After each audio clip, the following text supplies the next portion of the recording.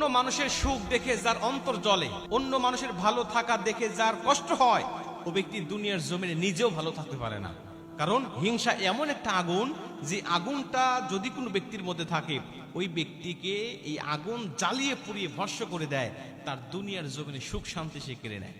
নবীজি বলছেন যে হিংসা এমন একটি মারাত্মক গুনাহ, আগুন যেমন খড়কুটাকে পুড়িয়ে দেয়, আগুন যেমন খড়কুটাকে জ্বালিয়ে দেয়, হিংসা ঠিক তেমনি ভাবে তার নেক আমলগুলোকে জ্বালিয়ে দেয়। মানে আপনি নিজেও কষ্ট করতেছেন, নিজের শরীরটাকেও কষ্টের মধ্যে ফেলে দিয়েছেন, এবং নিজের আমলটাকেও জ্বালিয়ে পুড়িয়ে শেষ করে দিচ্ছেন। কিয়ামতের ময়দানে আপনি উঠবেন, কিন্তু দেখবেন আপনার আমল নামায় কোনো আমল নাই। অথচ আপনি নামাজ পড়েছেন, রোজা রেখেছেন, হজ করেছেন, যাকাত দিয়েছেন, কিন্তু কোনো আমল নাই। তখন দেখানো হবে যে আপনার হিংসার কারণে আপনার সব আমলগুলোকে এই হিংসার আগুন জ্বালিয়ে দিয়েছে, পুড়িয়ে দিয়েছে।